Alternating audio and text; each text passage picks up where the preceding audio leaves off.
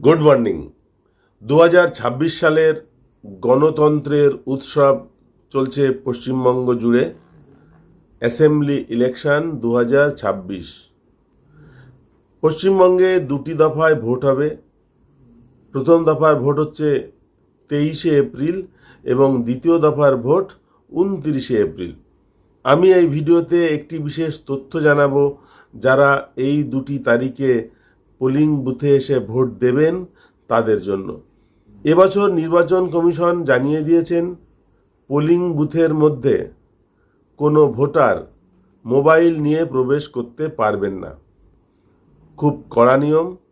Polling বুথের মধ্যে কোনো ভোটার মোবাইল নিয়ে প্রবেশ করতে পারবেন না, কোনো ফটো ভিডিও তুলতে পারবেন না।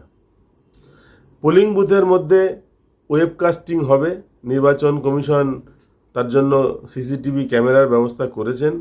100% ওয়েবকাস্টিং হবে সমস্ত বুথে, সুতরাং এই সমস্ত বুথে কোনো ভিডিওগ্রাফারও থাকবে না। প্রত্যেকটি পোলিং বুথে যে সমস্ত কর্মকাণ্ড চলবে নির্বাচন সংক্রান্ত, সেই কর্মকাণ্ডের রিপোর্টিংয়ের জন্য প্রিসাইডিং অফিসারের কাছে মোবাইল থাকবে, তবু সেটা সাইলেন্ট মোডে। এবং নির্বাচনের সঙ্গে যুক্ত বিভিন্ন যে অফিসাররা আছেন তারা মোবাইল নিয়ে প্রবেশ করতে পারবেন, কিন্তু তাদের মোবাইল থাকবে সাইলেন্ট মোডে। এজেন্টদের কারো কাছেই মোবাইল থাকবে না। খুব কড়া নিয়ম। পোলিং বুথের মধ্যে নির্বাচনের কাজে নিযুক্ত কর্মচারী ছাড়া অন্য কারো কাছে কোনো মোবাইল থাকবে না।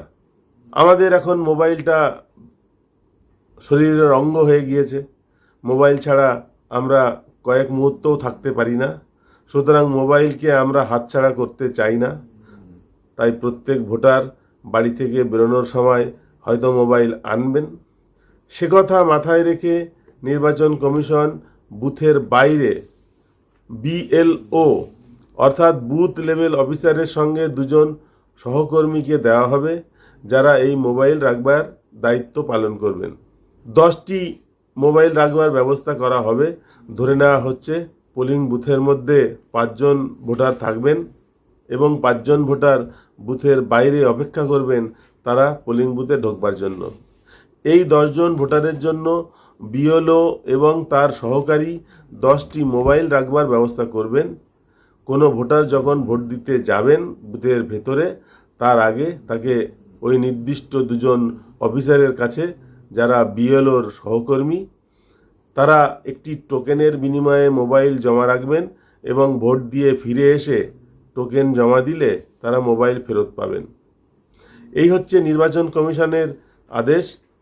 অনেক ক্ষেত্রে দেখা যাবে পোলিং বুথে ঢোকবার রাস্তা এক, বেরোবার রাস্তা অন্য এক। যদি এই রকম থাকে, অনেকেই ভোট দিয়ে সোজা বাইরে চলে যাবেন, বাড়ি চলে যাবেন। সেক্ষেত্রে যে মোবাইলটা রয়ে গেল সেটা কি হবে? তার দায়িত্ব নেবেন বুথ লেভেল অফিসার। তিনি ওই ভোটারকে খুঁজে নিয়ে তার বাড়িতে মোবাইল পৌঁছে দেবেন। তাহলে এই ভিডিওর মূল বার্তাটা কি? এই ভিডিওর মূল বার্তা হলো, বুথের ভেতরে কোনো ভোটার মোবাইল নিয়ে প্রবেশ করতে পারবেন না, কোনো পোলিং এজেন্ট মোবাইল নিয়ে প্রবেশ করতে পারবেন না। নির্বাচনের কাজ করবার জন্য যে সমস্ত অফিসাররা নিযুক্ত থাকবেন তারা মোবাইল ব্যবহার করতে পারবেন, কিন্তু সাইলেন্ট মোডে রাখতে হবে। কোনো ভোটার যদি মোবাইল জমা দিয়ে সেটি না নিয়ে বাড়ি চলে যান, তাহলে তার মোবাইলটিকে বাড়িতে পৌঁছে দেবেন BLO। এই হচ্ছে নির্দেশ।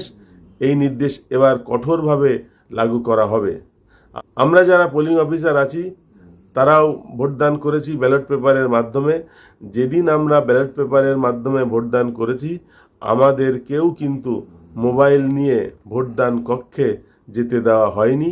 আমরা যখন ব্যালট পেপারে ভোটদান করতে গিয়েছি, আমরা তখন অন্যান্য ভোটারের মতোই সাধারণ একজন ভোটার। আমাদেরকেও সেই নিয়ম মানতে হয়েছে।